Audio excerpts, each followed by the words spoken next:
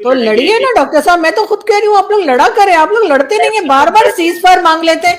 अब आपने अफगानिस्तान के साथ भी सीज फायर कर दिया, हालांकि नहीं करना चाहिए था जो आपने भारत के साथ किया। सर लड़े, मैं तो कह रही हूँ सर लड़ा करें, प्लीज लड़ा करें, आप लोग मत रुका करें, आखिरी टीटीपी के आदमी के मरने तक सर आप लोग रुकिएगा नहीं प्लीज, कसम है आप लोगों को। आपके यहाँ के तो लोग भिखारी हैं जो वहां पे जाते हैं और उनको पकड़ पकड़ के निकाला जाता है, और पाकिस्तान से कहा जाता है गवर्नमेंट से कि भाई इनको रोको, यहाँ पे आपके यहाँ के भिखारियों ने यहाँ पे जीना आराम कर दिया, इस वजह से सर अब वीजा भी मुश्किल हो गया है।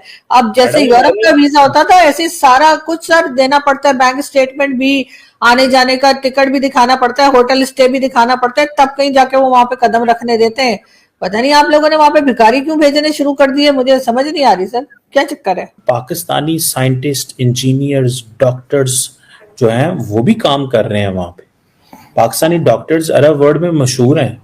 आप ये क्यों कह रही हैं कि भिखारी भिखारी कह रही हैं? और मैडम एक बात बताएं, आपका क्या ख्याल है, हमारा और सऊदी अरब का जो ताल्लुक है वो खजूरों का है? तो इतना बड़ा जो सऊदी अरब मुल्क है, 80 अरब डॉलर दिफाई बजट है, उसको पाकिस्तान से सिक्योरिटी चाहिए। वो पाकिस्तान को कहता है कि आओ अरब वर्ल्ड की सिक्योरिटी में किरदार अदा करो। आप कह रही हैं खजूरों पे ताल्लुक चल रहा है। सर 50% भिखारी जाते हैं यहाँ से, ये मैं नहीं कह रही हूँ सर, ये कई बार रिपोर्ट्स आई हैं, कई बार न्यूज आई है जिसमें उन्होंने पकड़ पकड़ के ना सिर्फ यहाँ से बल्कि सऊदी अरेबिया से भी निकाले। बल्कि मेरे शो में तो साजिद तारड़ साहब भी कह के गए थे कि वो जब हज उम्रे के लिए गए 2-3 बार तो उन्हें वहां पे पाकिस्तानी मिले, उन्होंने कहा जी वापसी का किराया नहीं है, और उनसे कुछ पैसे भी ठगे। तो सर यहाँ से जब हम इस तरह से लोग जाएंगे तो जाहिर है, अगर मैं ये नहीं कह रही कि सारे 100% पाकिस्तानी यही कर रहे हैं, लेकिन 50% तो कर ही रहे हैं, और इतनी बड़ी तादाद में पकड़े जा रहे हैं और उसके बाद निकाले जा रहे हैं। और सऊदी अरब और यूएई की गवर्नमेंट ने हमारी गवर्नमेंट से रिक्वेस्ट भी की है कि जी इन लोगों को रोका जाए। अब जाहिर है वो अपने तौर पे तो नहीं जा रहे होंगे कि उन्होंने खुद ही पासपोर्ट बना लिया, खुद ही वीजा ले लिया, यहाँ से यकीनन कोई ना कोई माफिया होगी जो उनको उधर पहुंचा रही है। तो ये तो है सर। उसके बाद जहां तक गल्फ कंट्रीज की बात है, गल्फ कंट्रीज ने कभी किसी का साथ नहीं दिया है। पाकिस्तान पे भी जब जब मुसीबत पड़ी है, जब इन्हें पैसा चाहिए हो या कोई और तरह की मदद चाहिए हो, सर ज्यादातर हमारी मदद जो है वो या तो चाइना ने की है या फिर वर्ल्ड बैंक, IMF या सर दूसरी कंट्रीज ने की है। हाँ, गल्फ कंट्रीज कभी कभार देती है। सर सऊदी अरेबिया ने जो $3 बिलियन दिए थे तो क्या कहा था, 72 आवर्स में वापस करने पड़ेंगे, और बस सिर्फ देखना है, टच नहीं करना इन डॉलर्स को। और उसके बाद जब मांगे थे तो सर कैसे भागते हुए हम चाइना गए थे और हमने चाइना से जाकर कहा कि हमें सऊदी अरेबिया को पैसा वापस करना है तो आप दे दीजिए। सर गल्फ कंट्रीज के जो लोग हैं ना सर, वो हमें जिस तरह से ट्रीट करते हैं ना, कि अगर हमारे अंदर थोड़ी सी चाराने की शर्म होती ना तो शायद हम दोबारा उनका नाम ना लेते, लेकिन ऐसा नहीं है। हम हर जगह सर पहुंच जाते हैं इस मुसलमान होने का दावा करते हुए, और उसके बाद सर वो हमें कहते हैं हमारे साथ मत जोड़ो। हम कहते हैं जी हमारे तो डीएनए जो है वो गल्फ कंट्रीज का है, हम तो जी तुर्क है। हम कभी कहते कोई कुछ अपने आप को बताते हैं और वो कहते हैं नहीं ना हबीबी, हैया हैया, पैसा मत मांगना भैया। तो आपको पता है डॉक्टर साहब, सऊदी अरब जो है वो पाकिस्तान को डेफर्ड पेमेंट पे ऑयल देता था कि भैया तुम्हारे ऊपर सैंक्शंस हैं, मुश्किल तरीन वक्त, एंड देन मतलब बाद में उसको वेव ऑफ भी कर दिया। आप तो कह रही है ना वो तो जी आते हैं, आपने एक लास्ट जो मुआहदा IMF का से लेते हुए पाकिस्तान का जो हुआ है उसको आपने हाईलाइट किया है। मैं समझ सकता हूं कि जी वो सऊदी अरब ने कहा ये पैसे पकड़ो, हाथ नहीं लगाना है इन पैसों को, ये स्टेट बैंक में पड़े रहेंगे।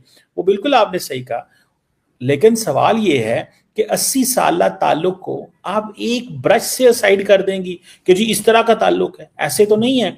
माजी में पाकिस्तान को जब भी सऊदी अरब की डिप्लोमेटिक, पॉलिटिकल, फाइनेंशियल सपोर्ट की जरूरत पड़ी तो हमेशा पाकिस्तान के साथ वो खड़े हुए, इंगेज हुए। कभी कर्जा लेना पड़ा तो कर्जा लिया। यही हमारे ताल्लुक क्योंकि डिफरेंट हैं। मैं इस बात को समझता हूँ हमारी एलीट ने भी इस ताल्लुक को मिसयूज किया। मैं I agree with you on that partially. लेकिन अगर ये कहा जाए कि वो हमें ताल्लुक को खजूरों की बुनियादों पे देखते हैं जो आपका मौक़िफ़ है, या ताल्लुक को इस एंगल से देखा जा रहा है, तो मैं समझता हूँ डॉक्टर साहब ऐसे नहीं है। मैं समझता हूँ कि सऊदीज हमारे बड़े पार्टनर हैं। हाँ, इस तरह के एलिमेंट्स हर जगह होते हैं। ये जो फ्रॉडिये होते हैं, झूठे लोग होते हैं, ये आपको मुझे ये बताएं क्या भारत से लोग सर एक सेकंड सर, जब सऊदी अरब को इन्वेस्टमेंट करनी होती है तो सर वो भारत में करता है। सर एक सेकंड जस्ट वन सेकंड, मैं वैसे और बात करने लगा था, भारत का नाम आया, आपने मुझे कहा नहीं ऐसी कोई बात नहीं करनी। मैडम मैं ये कह रहा हूं कि भारत, बांग्लादेश, नेपाल या इस खित्ते के लोग जो हैं और कोई क्राइम नहीं करते। पाकिस्तान अकेला क्रिमिनल है, जो कि नहीं होना चाहिए। मैं आपसे एग्री करता हूँ इस चीज से, आपकी बात बिल्कुल 100% 100 आने ठीक बात कर रही है, नहीं होना चाहिए। लेकिन अगर हम ये कह दें कि नहीं, डॉक्टर, इंजीनियर और बाकी लोग जो बिजनेस करते हैं वो तो है ही कोई नहीं, और ये भिखारी हैं जो जा रहे हैं, और भिखारियों, हाँ भिखारियों का अपना एक नुकसान है, वो हमारे लोग भी करप्ट हैं, वहां पे जाके तंग भी करते हैं, वो गलत है। लेकिन इस ताल्लुक को ऐसे कह देना और फिर और मुल्कों के कभी कोई नहीं 2 नंबर लोग वहां पकड़े गए मैडम। बिल्कुल दरअसल मैं बिल्कुल। ये कह रहा हूं कि हमें इस चीज को इस एंगल से देखना चाहिए कि हमारे ताल्लुक में, आपको पता है, you will be shock to know, because मैं पढ़ाता रहा हूं यूनिवर्सिटी, आपको पता है पाकिस्तानी टीचर्स हजारों की तादाद में सऊदी अरब में पढ़ाते हैं, हजारों की तादाद में, और यहां से छोड़ छोड़ के गए हैं, इंडिया से भी हजारों लाखों की तादाद में मिडिल ईस्ट में पढ़ा रहे हैं। सर आप मैंने ये नहीं कहा कि 100% ऐसा हो रहा है, मैंने आपसे कहा कि 50%। Sir 50% big number. और सर दूसरों के पाप गिनाने से अपने पाप नहीं धुलते। वो दूसरी बात ये कि हर कंट्री से जा रहे होंगे, लेकिन सर हमारे से कुछ ज्यादा ही जा रहे हैं, ये बात भी आपको माननी पड़ेगी। और जहां तक इन्वेस्टमेंट की बात है, सऊदी अरेबिया जो है वो जम्मू कश्मीर जो भारत की साइड पर है, वहां जाके कई बिलियन की इन्वेस्टमेंट करता है और हमें खजूरें दे देता है, ये रिकॉर्ड पर है। हमारे कश्मीर में तो उन्होंने कभी नहीं कहा कि हम इन्वेस्टमेंट कर रहे हैं। तो सर बात सारी ये है कि ये ऐसा कहना कि नहीं जी हमारे से तो ऐसा हो ही नहीं रहा है, हमारे यहाँ तो सारे काबिल और पढ़े लिखे लोग ही वहां जा रहे हैं, नहीं ऐसा नहीं है। हमारे यहाँ से तकरीबन 50% भिखारी भी वहां पे पहुंच रहे हैं। अब पहले शायद पकड़े नहीं जाते थे, अब पकड़े भी जा रहे हैं। तो इस वजह से ये खबर जो है हर जगह पहुंच गई है और पाकिस्तान की रेपुटेशन खराब हुई है। अब आप मुझे बताइए, क्या कभी उन्होंने कहा कि बांग्लादेश, भारत या फिर अमेरिका, कनाडा, जापान, कहीं से उन्होंने कहा कि भिखारी आ रहे हैं और हमें कहा गया हो कि जी वहां से ना आने दें? ये चीज तो उन्होंने पाकिस्तान के लिए कही है। तो सर ऐसा नहीं है कि पाकिस्तान से कोई अच्छे लोग नहीं जा रहे, सर अच्छे भी जा रहे हैं। और जहां तक भिखारियों की बात है तो सर हमारे यहाँ से तो सर सूट टाइप पहनकर और बाकायदा सरकारी जहाज में भी जो जाते हैं लोग, वो भी भीख ही मांगने जाते हैं ना। सऊदी अरब से कभी कहते हैं इतने बिलियन का हमें ऑयल दे दो फ्री में, या कर्जे पे दे दो, या उधार दे दो, सर वो भी भीख ही होती है। अगर वो भीख मांग रहे हैं तो अगर आम पब्लिक बेचारी पहुंच गई और सीधे सीधे भीख मांग रही है, उनको तो चाहिए हर तरह के भिखारी बंद करें। उन्हें के ना तो कोई सरकारी भिखारी यहाँ पर है और ना ही गैर सरकारी भिखारी है, तब जाके पाकिस्तान के हालात सही होंगे। ऐसे थोड़ी के साथ सूट टाई लगा के और आप जो है वो एयरफोर्स का जहाज लेके या पाकिस्तान की गवर्नमेंट का जहाज लेके गए तो जाके आपको भीख मांगना बिल्कुल जायज है। लेकिन अगर कोई बेचारे किसी तरीके से गिर पड़ के वहां पहुंच जाए और वो किसी से भीख मांग रहे तो पकड़ पकड़ के निकाले जाएंगे। तो सर भीख मांगना ऊपर से, इमरान खान कहते थे ना ऊपर का लेवल सही हो तो नीचे तक सब सही हो जाते। खैर इमरान खान खुद कुछ नहीं कर पाए, बिल्कुल उनकी मैं फैन नहीं हूं, लेकिन एक एग्जांपल वो दिया करते थे जो बड़ी अच्छी थी। तो सर पहले ऊपर के लेवल से भीख मांगना बंद कीजिए, चाहे वो हमारी गवर्नमेंट जा रही हो, गवर्नमेंट के लोग जा रहे हो, या गवर्नमेंट ऑफिसर्स के साथ कोई मिलिट्री एस्टेब्लिशमेंट जा रही हो, सबको भीख मांगना बंद करना होगा, तभी नीचे तक लोग आएंगे। वो बेचारे जिनका घर नहीं चल रहा, जिनके घर में यूटिलिटी के पैसे नहीं है, वो अगर भीख मांगे तो हो भीख मांगी, उन्हें पकड़ पकड़ के निकाल रहे। और ये लोग जो जा जाके कनाडा, अमेरिका, कहाँ कहाँ अपनी प्रॉपर्टीज खरीद रहे, इनकी भीख के ऊपर कोई बात नहीं करता। चले मैडम, अब आप इतना गुस्से से बातें कर रही हैं। नहीं तो नहीं, ठीक मैं है, बहुत अच्छे से बात कर रही हूँ, नहीं स्माइल आप, करके। नहीं आपने सारे ताल्लुक को, यानी कि सऊदी अरब और पाकिस्तान के ताल्लुक को खजूरों से लिंक कर दिया कि जी वो सऊदी जो बादशाह है वो सिर्फ खजूरें बेचता है यहाँ। चले मैडम, अब आपको क्या कर सकता हूँ, यूएई को आपने एक भिखारियों से लिंक कर दिया। तो अब आपके ऊपर डिपेंड करता है आप किस तरह के ताल्लुकात जो हैं वो रहने देती हैं हमारे। बाकी किसी ताल्लुक को किसी और चीज से आप जोड़ दें, क्या कहा जा सकता है। मैडम अब मुझे ये बताएं कि पाकिस्तान की तो बड़ी बल्ले बल्ले हो रही है इस वक्त। वजीर आजम सऊदी अरब हैं, फील्ड मार्शल जॉर्डन और इजिप्ट, और ट्रंप जो है वो मलेशिया में खड़े होकर तकरीरें कर रहे हैं, पाकिस्तान के फील्ड मार्शल और आर्मी चीफ की तारीफें कर रहे हैं।